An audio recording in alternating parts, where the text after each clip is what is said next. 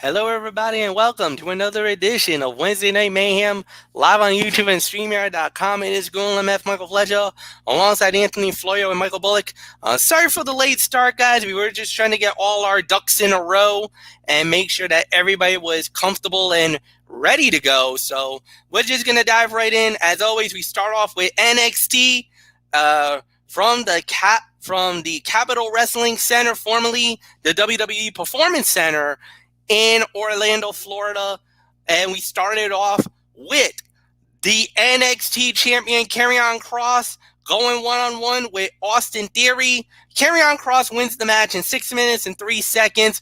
This was a fun little sprint, nice little action, great showcase for the NXT champion Kross. Theory had a little offense, but not a lot. Kross handled his business as always, and then after the match, got interrupted by Finn Balor. Balor wants the first shot. Balor gets the first shot. He gets the shot at Kross for the NXT title. And that's going to be one hell of a fight, to say the very least. So, Anthony Florio, come on in. Kross dispatched of Austin Theory pretty quickly, but now he's got to deal with with Balor Club Worldwide at Finn Balor. Calls his shot, gets the opportunity. He gets the shot at the championship again. In 2 weeks' time. So, 2.5 stars for me. This was exactly what it needed to be. Theory is a valuable asset to NXT, but he's nowhere near the level of Karrion Kross.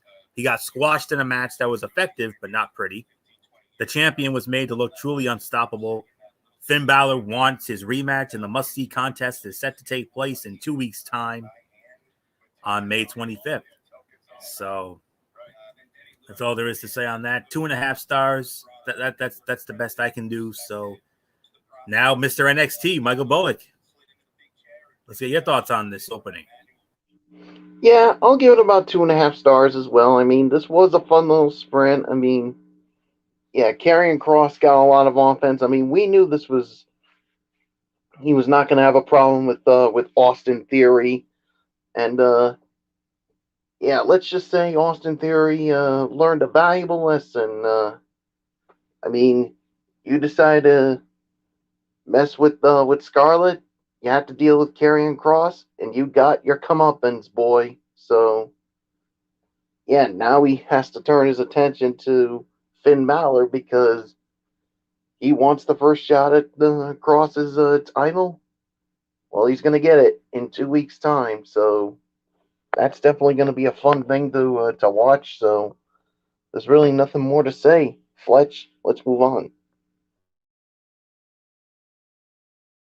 Then we had an interesting match, as it was MSK going up against Breezango, and MSK wins the match in 7 minutes and 22 seconds. But the interesting part of this match, Anthony Florio, was we had ourselves a referee moment. A referee getting involved in the action. That's not supposed to happen. Daryl Sharma, what are you thinking, dude? That's the referee's name, Daryl Sharma.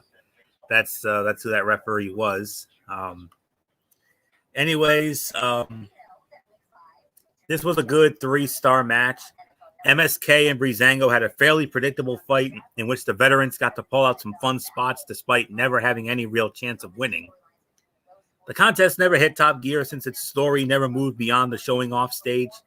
What mattered in the end was that MSK remained fighting tag team champions and had plenty of fresh rivals for the future. Legado del Fantasma, Raul Mendoza, and Joaquin Wilde will be next. But it's also likely Tommaso Ciampa and Timothy Thatcher will get a shot soon as well. Solid 3 stars for me. Bullock, I'm very curious. What did you think of your referee getting involved there, Mr. Daryl Sharma? Boy, that was freaking crazy.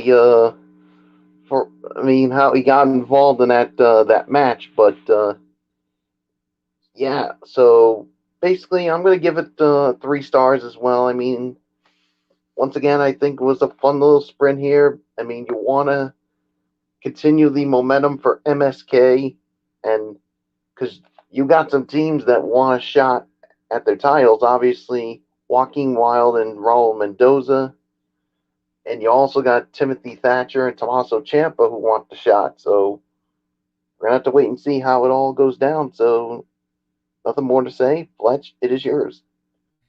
Yeah, this was a fun match. I could say 3 stars, no doubt about it. Total agreement on that one. I just cannot believe the referee spot. That was the thing that had me marking out, man. And the way he got into it, man. The last time I remember a spot like that, it was actually, and this was funny because it was a house show. Well, not really a house show, but this was an after SmackDown event, and it was the Usos and AJ Styles, and they went up against, I think it was Corbin, Rusev, and I believe the last guy was who was it? I'm trying to remember. Oh, not Sandow. It wasn't Sandow. It was Anthony. Help me here. The guy from the singing dude that used to be with Rusev. Aiden English. There you go. Aiden English. So. And we know who the referee was. I know where you're going with this, MF. Yes. Go ahead. I think it's a certain referee that Mr. Michael Bullock and I gushed over every week on Friday nights. Yeah. Bullock, you know who that is? Mr. Okay. And his pompadour. Well, that pompadour got himself in trouble that night because, all right, so what was happening was Aiden English was getting super kicked out of the ring. Thrown back in the ring, get another super kick. It was about 16 super kicks, and then the referee, Danilo Amphibio, blasts Aiden English with the 17th. Out the ring he went. The crowd went bonkers. AJ's looking at the referee, and the Usos are looking at the referee. The referee's like, I'm sorry, I don't know what got into me.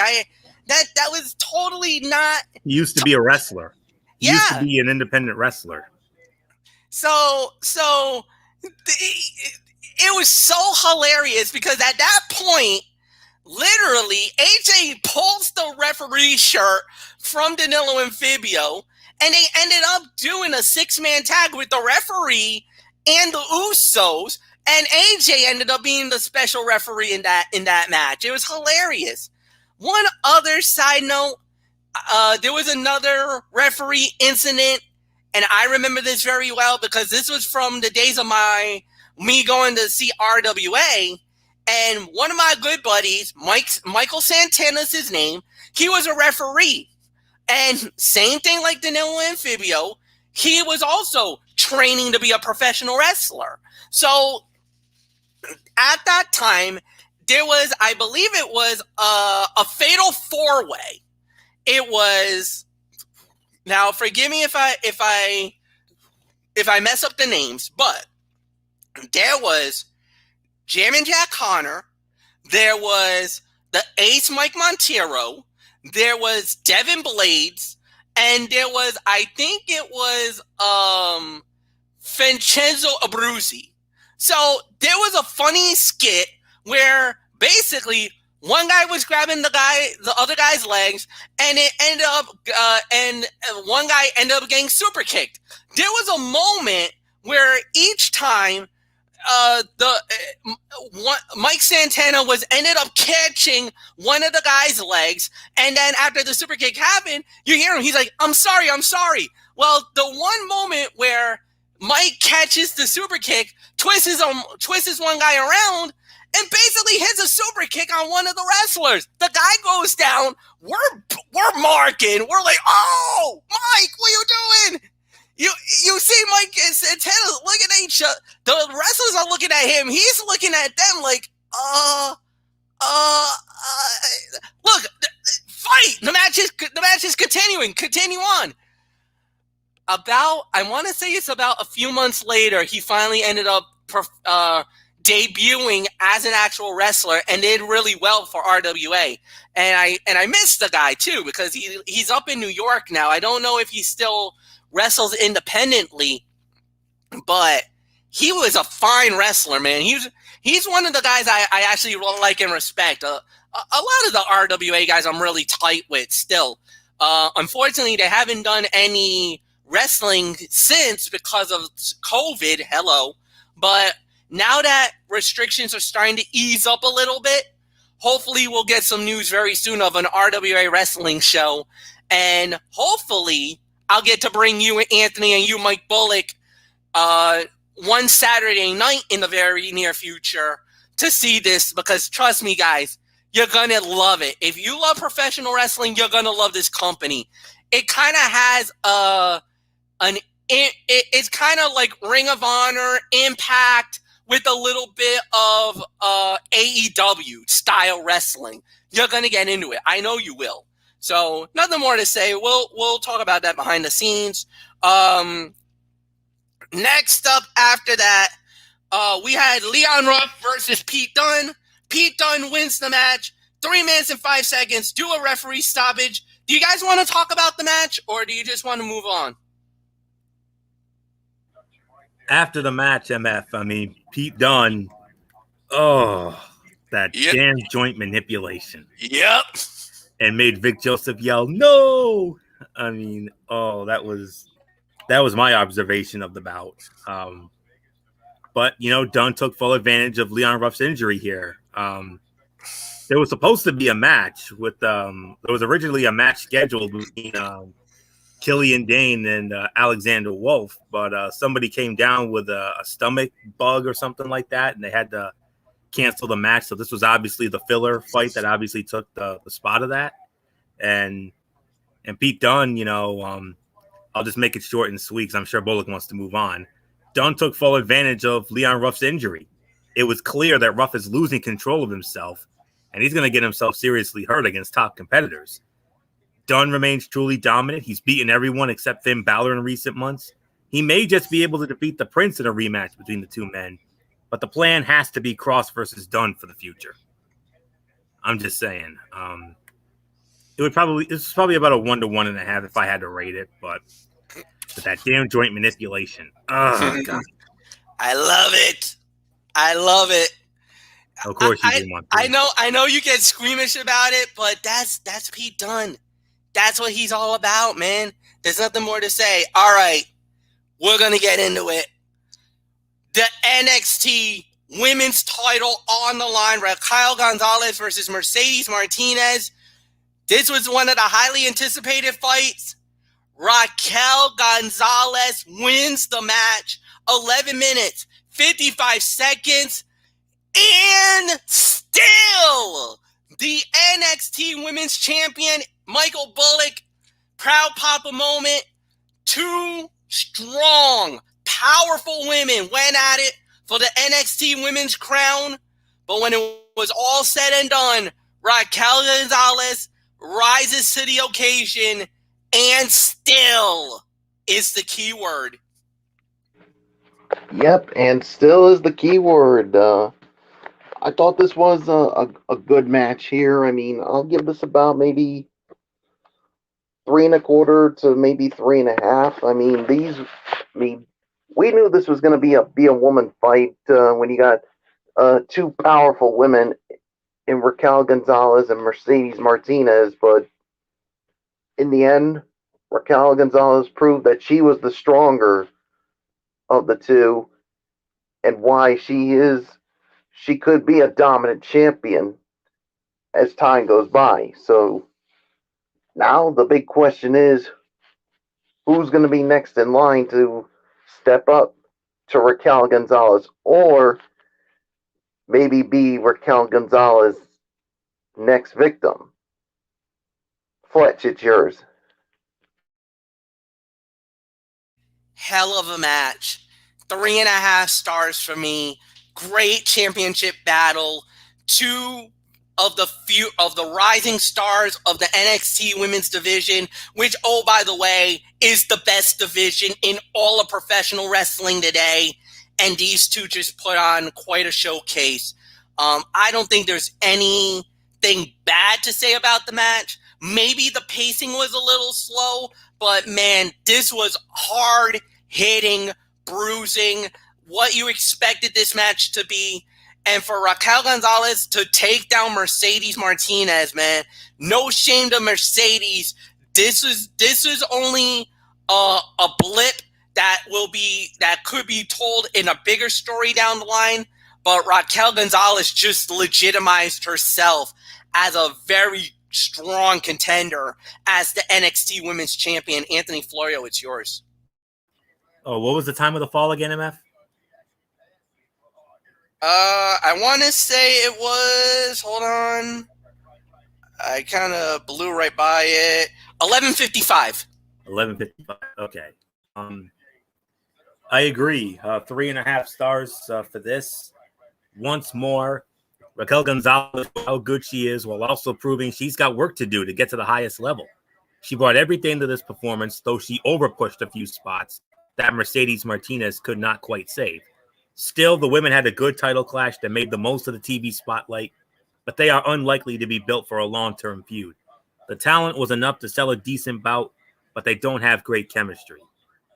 3.5 stars, though. I will probably say second best fight of the night here. So not much more to say here. MF, let's move on.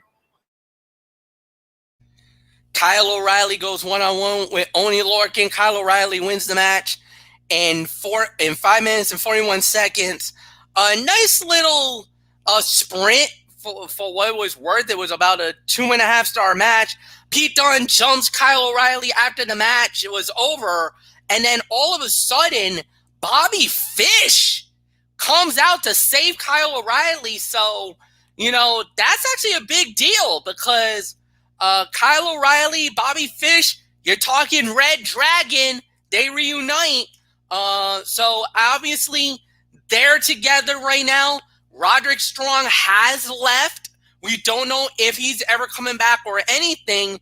And as far as Adam Cole goes, well, Cole is on his own now. So at least Red Dragon is still together, Anthony Florio. But like I said, 2.5 to 3. This was a fun little sprint for what it was worth. What was that, a 5-minute match or so? 5:41. 5:41. I was just about there. Fun little sprint. I agree. 2.5 to 3. I mean, these two have much better in them. This was a decent physical match, but it could have been more with greater stakes and drama. Instead, this was just about giving Kyle O'Reilly another win. The arrival of Bobby Fish was a much bigger talking point. He is just as talented as any other member of the Undisputed Era, but he has not truly ventured out on his own yet. He's a fresh act, though, and could easily go his own way, beyond occasionally helping his longtime friend and partner. So, MF, you obviously know these guys more than Bullock and myself combined. You know their history from ROH, when they were Team Red Dragon. I'm sure they were very dominant tag team champions, I'm sure, down there. So, we'll have to wait and see what happens. But it's not a full-on reunion yet. So don't get your hopes up. I mean, I know MF would mark the F out if that were to happen because I know how much he loves these guys. So, we'll have to wait and see. So 2.5 to 3 for this. So Michael Bullock, a fun little sprint and a not quite official Team Red Dragon reunion there. Yeah, but we're gonna have to wait and see what happens with that. If it will indeed become a reunion with O'Reilly and Fish. So, 2.5 stars. I agree. This was a fun little sprint here. So, there's really nothing more to add to it. So, let's move on, Fletch. We indeed move on, and we move on to the main event of the evening, guys. This is it. 2 out of 3 falls for the NXT, or I should say for the Cruiserweight Championship of the World. Kushida versus Santos Escobar. So, Santos Escobar won the first fall in 7 minutes and 22 seconds. Then Kushida tied the match up with a submission in 8 minutes and 7 seconds. The winner of the third fall and the winner of the match in 18 minutes, 39 seconds, and still the Cruiserweight Champion of the world, Kushida. Anthony Florio, it is all yours. Only fitting the Cruiserweight guy gets this one because of my my covering of 205 Live. Wow. Without a doubt, this was the fight of the night. Before I get into that, MF, 2 out of 3 falls. You know what that means, Monsoon? Intercontinental rules, right? Intercontinental rules were in effect, and it went the 3 falls, too. It went all the way to the 3. Yeah, I was waiting for the Gorilla Monsoon Intercontinental rules out of the Royal Rumble 89, one of our favorites. But anyways, wow. I got to give this about 4 to 4.25 stars. This was the fight of the night, no doubt about it. Unsurprisingly, Kushida and Escobar brought it all to this bout. Only the stipulation held this back, as the two did not need 3 falls to go 20 minutes.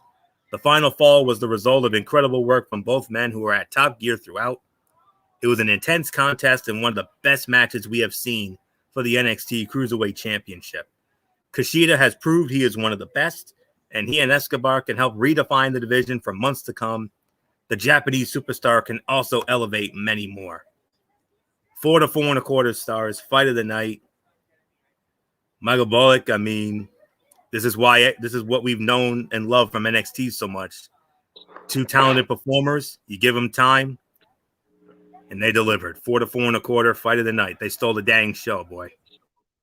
Yeah, we knew these two were going to steal the damn show. I mean, and they certainly delivered with this. So 4 to 4.25 stars, I do agree. I mean, Kushida definitely proved to himself why he is worthy of that championship. And yeah, I mean, many people thought, when Santos Escobar won the first fall, it was like, boy, it could be tough for Kushida, but Kushida proved why he is a fighting champion, and he overcame a 1 fall deficit. So it's going to be interesting to see what happens next with Kushida. So there's really nothing more to say. Fletch, I give it to you. And there's really nothing more for me to add here, but Mr. NXT, Michael Bullock, you get to lead off on the overall review. I thought this was a solid show, but then again, what else would you expect with NXT? I mean, you had a couple, you had the top 2 matches being fights of the night. I mean, obviously the fight of the night with the Cruiserweight title. Yeah, and then of course you had the second best fight of the night with the NXT Women's title. You had a couple of fun little sprints. So I'm going to give this about an 8 out of 10 for me. So Fletch, what says you? 8 out of 10, solid number there. It was a good show.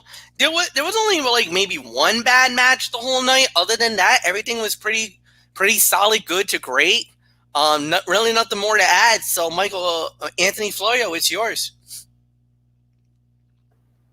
I'm going to go a little higher, 8.5 out of 10 for me. This was almost takeover-like, with some of the matches working very well. Granted, the show did start off a little bit slow, but once it got on a roll, it was on a roll in a big way. And I liked this show a lot, and it made me care about things I likely wouldn't care about otherwise. A very good show here. Nice example of what NXT can do when they are focusing well, including setting up stuff for the next few weeks. That's quite a use of 2 hours. And next week, Johnny Gargano, Bronson Reed, North American Championship in a steel temper cage. How about that? So I don't know what else there is to say here. And then in 2 weeks, you got Cross and Balor, NXT Championship return bout. So exciting things coming down the pipeline for the Black and Gold brand, and I know Michael Bullock couldn't be any more delighted about that. So 8.5 out of 10 for me. And now, MF, you thought NXT last night was loaded. This AEW Dynamite tonight was just as loaded, if not more. And we kick it off with the New Japan Pro Wrestling, the IWGP United States Heavyweight title on the line. New Japan Pro Wrestling legend Eugene Nagata goes up against Jon Moxley. Moxley wins the match in 8 minutes and 30 seconds. Solid opening match. Very good battle. 3 stars for me. Look, even though the outcome was never in doubt, I think Moxley was easily going to retain the title. But give it up for Eugene Nagata coming over from the land of the rising sun and giving us a hell of a match. Fans who has never known Eugene Nagata, who's probably watched him for the first time ever, boy, did you guys get a treat here tonight on TNT. Anthony Florio, it is yours. I got to get one little shout out off my chest here. Eugene Nagata, man. Can you believe this? 53 years old, and he put on a match like that?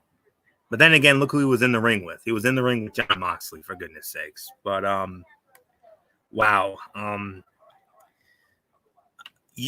For all of you old school fans, I mean, you remember Eugene Nagata, best known for his program in WCW with the Ultimo Dragon. I mean, they brought that up on commentary with Tony Schiavone, and I know he got a little gushy over that, and I couldn't blame him. But man,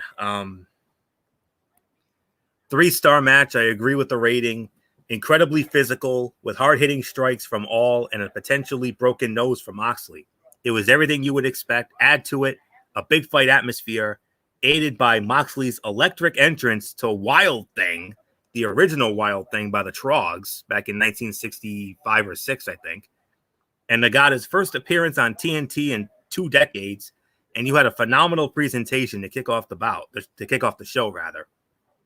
That this had nothing to do with any ongoing storylines and was allowed to be exactly what it was only helped its overall quality. It was yet another example of that forbidden door being kicked in and wrestlers from different promotions, styles, and backgrounds being able to showcase themselves on a major cable TV production. Above all, it allowed Moxley to showcase a side of himself we have not always had the opportunity to see Wednesday nights on Dynamite. 3.25 stars for this. So, Michael Bullock, I mean, how awesome was it for you? I mean, you got to see a Japanese legend in Yuji Nagata, 53 years old, and he put on a hell of a match with Moxley tonight. What a match. Yeah, like you said, I mean, 53 years old, Eugene Nagata, and he puts on a performance like that.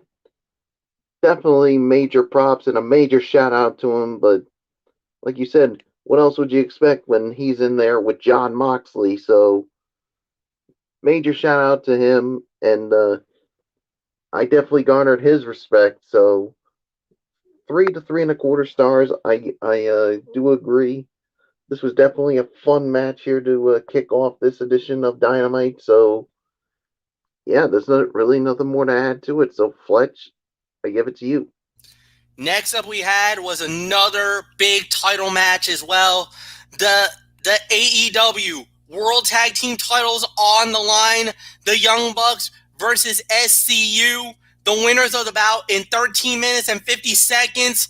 And still, the AEW World Tag Team Champions, the Young Bucks.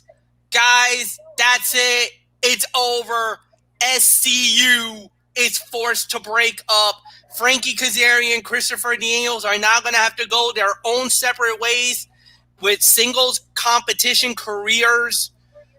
Anthony Florio, this one must hurt because I know how much I've admired Frankie Kazarian and Christopher Daniels, not just from the days of AEW. Not for me, they dominated not only Ring of Honor and New Japan, but for you, Anthony, one of the greatest teams together through TNA and Impact Wrestling. And you know what? what can I say? I mean, these guys were a part of one of the greatest factions in the history of the business. I got a brand new, I can't believe I found this shirt, actual Fortune shirt. Take a look at that right there. And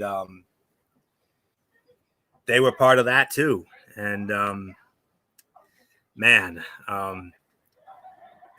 it especially stings for myself and MF because, you know, we've known Christopher Daniels and Frankie Kazarian when they were in Impact Wrestling, NWA, TNA. I mean, they were there from day one when that company started, and all the history those two men made, bad influence, and a part of the Fortune stable with the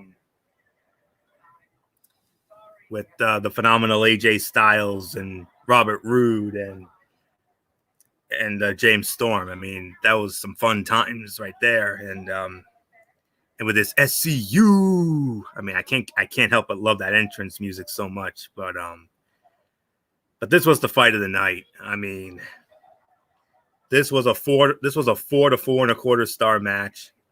Before I get into my full analysis, there were 2 callbacks during this match that really stood out to me.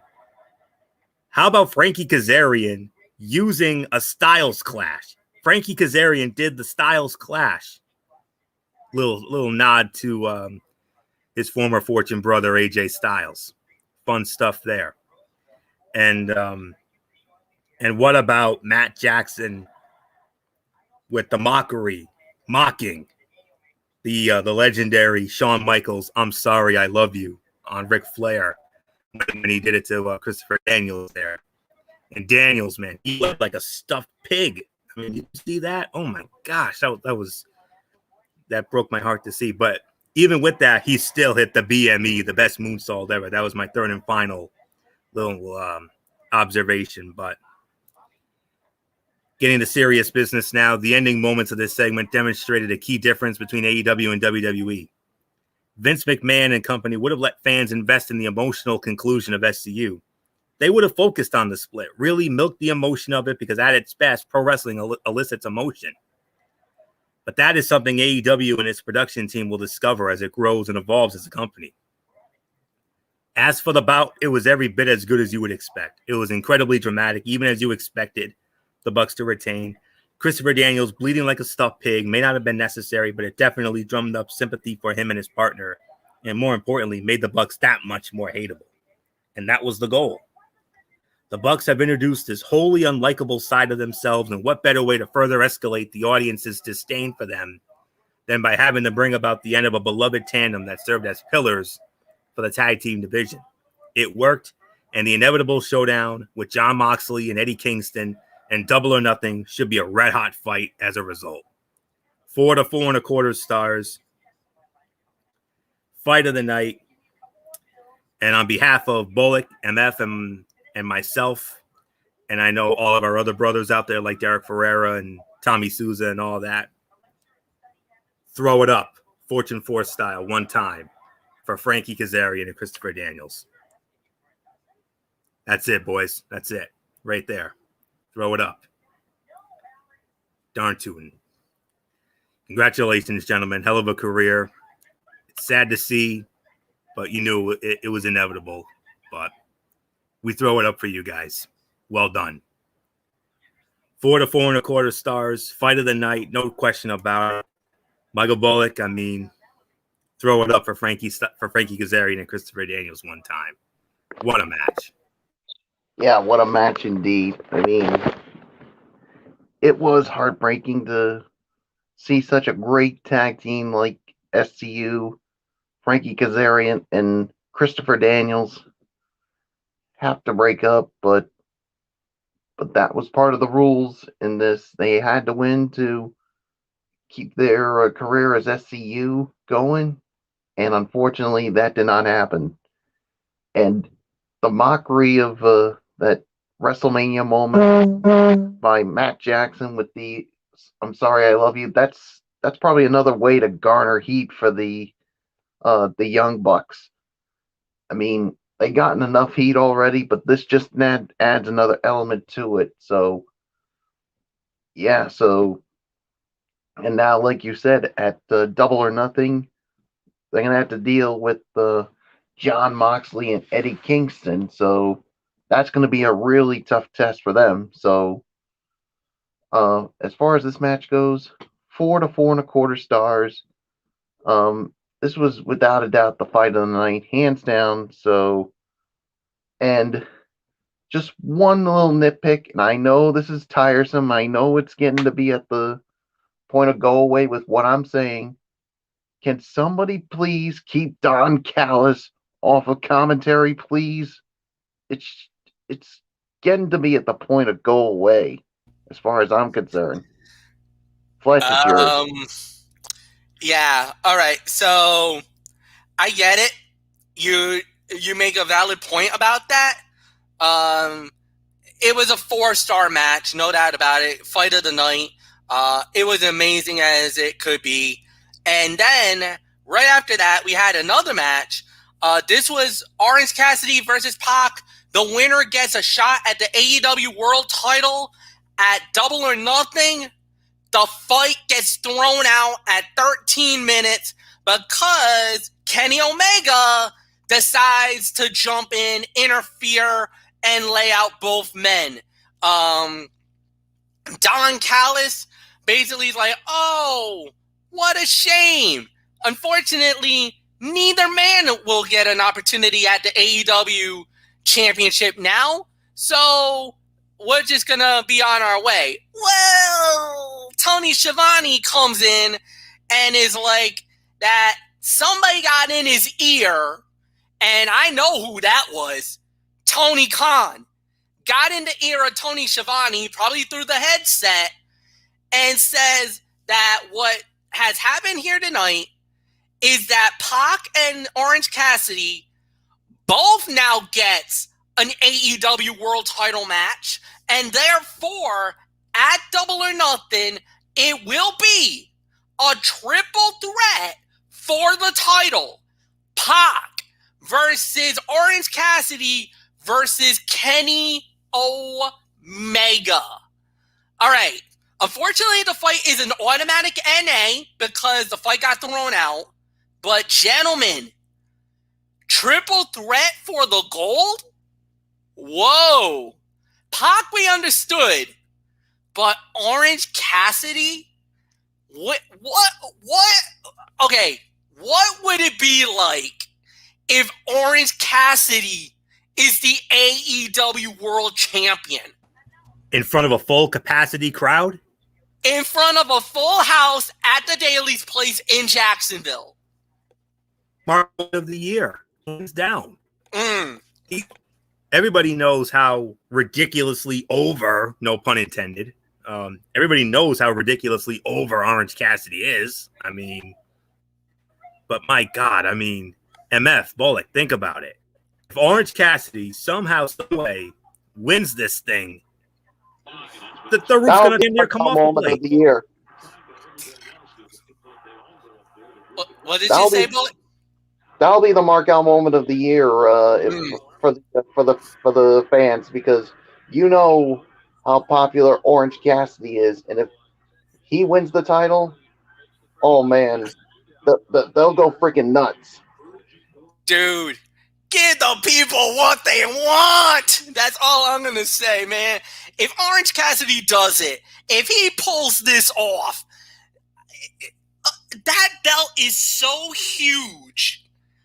How are they gonna wrap that belt around his waist? How's that belt gonna fit him? He's like 100 and something pounds soaking wet. That belt is massive. I don't think that belt. I think they're gonna have to wrap the belt 2 times over if Orange Cassidy is the AEW World Champion. We might have a one that Leon Ruff type moment. You remember when he won the North American title? How the belt was so big, the belt dropped. The belt, like, they put the belt around the waist and it was so big that the belt it couldn't hold it and gave way. I think that's what's going to happen if Orange Cassidy wins the belt. The belt is so huge. I mean, it's one of the biggest belts I've ever seen in my life, and I heard it's like 20 pounds. At least 20. So, I don't know. We'll see. So, we'll move right on along. Next up we had after that, was Pinnacle cut of the promo. Then we had Thunder Rosa against Jasmine Allure. Thunder Rosa wins the match in 2 minutes. And it was announced that Serena Deeb will be defending the NWA Women's World Title next week against Red Velvet. Straight out of your mama's kitchen, Red Velvet. So that's going to be an interesting match. Young Bucks to defend the AEW World Tag Team titles against the Varsity Blondes. We got Christian Cage versus Matt Sydal and Anthony Ogogo versus Austin Gunn. So we got that. Then we had our main event of the evening, the TNT title on the line, Darby Allin versus Miro. And when it was all said and done, the winner of the bout in 11 minutes and 30 seconds, and no! TNT champion, the best man, Miro. I believe this goes to Michael Bullock. Bullock, it is yours. History was made at the Daily's Place tonight. The best man is now the TNT champion. I think Miro would say he's just simply Miro, not the best man Miro anymore, because I think that's what he wants to go by. So, yeah, I mean, as far as I'm concerned with this match, this was definitely a good match here. I'll give this about 3.25 stars. This was definitely, I mean, Darby Allin's been a good champion, but I think you knew eventually they were going to drop the belt, and obviously dropping it to Miro, because I think Miro's finally getting that push that that we expected to be, especially now that he's cut ties with Kip Sabian. So it's going to be interesting to see what happens now. So there's really nothing more to say. Fletch, it's yours. Miro is the new champion. Who's going to take that belt from him? I think there's a murder hawk monster lurking where everybody dies. Sorry, I couldn't help myself on that one. But I think it's going to be Lance Archer. Archer came out immediately after the match was over, and he had those daggers pointed, locked on Miro. Miro, you better hold on to that belt. I think a Murder Hawk monster is after you. And what a matchup that could be between Miro and Lance Archer. 3 stars for the main event. This was a predictable outcome. I think when we found out that Miro and Darby Allin were going to battle it out, I kind of felt like this was going to be the outcome. And yes, it did happen. So Miro is now the champion, but you better have the eyes in the back of your head, because it looks like a Murder Hawk monster is lurking there, Miro. And yeah, so nothing more to say. Anthony Florio, it's yours. Oh my goodness, how am I going to follow that epic vocal from MF? I don't know how I'm going to follow that. Oh my word. I'm going to try my best. Well, in more words of Ben Stein, I shall do my best. But oh boy, all kidding aside though, 3 to 3.25 stars for this. If there was a time to take the title off of Darby Allin, this was it. There were protections in place stemming from the hellish bump he took down the steps, and a 16-match winning streak that, if broken, would do wonders for the star who did so. More importantly, Miro was finally hot enough to warrant the title victory. After a clunky start to his AEW career, he finally embraced the dominant badass persona most expected from him earlier and rode it all the way to the second most coveted title in the company. Now it appears as though a date with the Murder Hawk monster Archer might be on the horizon. Considering Archer has been hanging around the title picture for a while now, almost waiting for a heel to win so he could swoop in and challenge for the gold, it feels right, even if it results in another big match loss for the former New Japan Pro Wrestling star. As for Scorpio Sky and Ethan Page's constant attacks of Darby Allin and Sting, I fully expect a tag team bout or nothing to pay off their interactions. So, not much more to say on that. 3 to 3.25 stars. I read a dirt sheet saying that fans wanted it. Well, fans, you wanted it, you got it. Miro is AEW TNT champion. What a moment. And you can only imagine what his real life wife Lana must be right now. So, not much more to say here. 3 to 3.25 stars for this bout. What a moment. So, not much more to say. Let's get into our overall thoughts on this AEW Dynamite tonight. All right. And with that said, I guess I'll lead off on this one. This was an excellent show as well. 8.5 out of 10. There wasn't really anything bad. This was a solid show. There was only one bad match.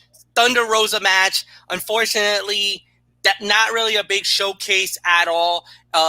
It was what it needed it to be. Thunder Rosa looking good.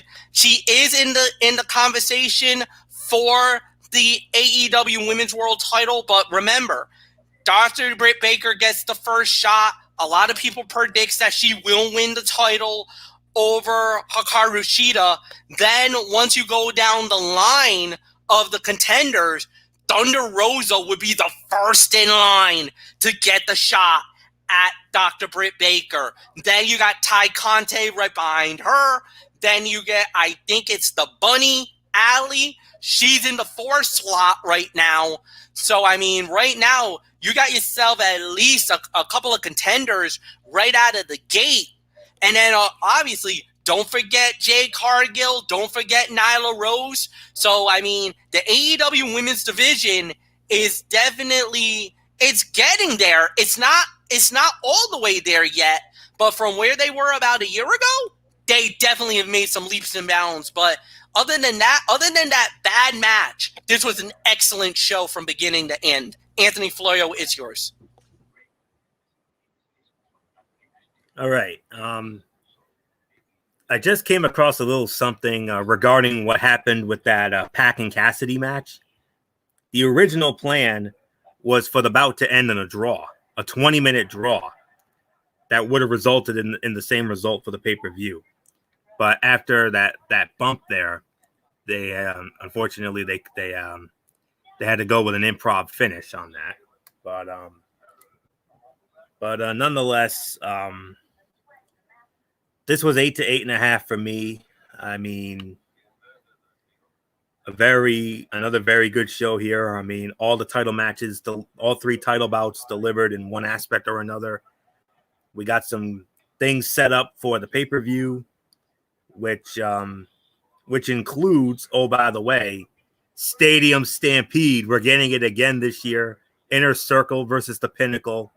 If you thought last year was crazy, wait till we see what happens this time around. I think it's going to be even crazier. But another good show here with the wrestling being good to very good throughout and the rapid fire build towards Double or Nothing beginning. And then from there, that has been needed. And while the card still has some work to do, the core is right there. They still need to slow down on a few things and cut out some of the 80s, 90s tributes. But overall, it is a fast-paced show and the kind of entertaining night that you know you're going to get from AEW. So 8.5, that's the rating for me. Michael Bullock, take it home.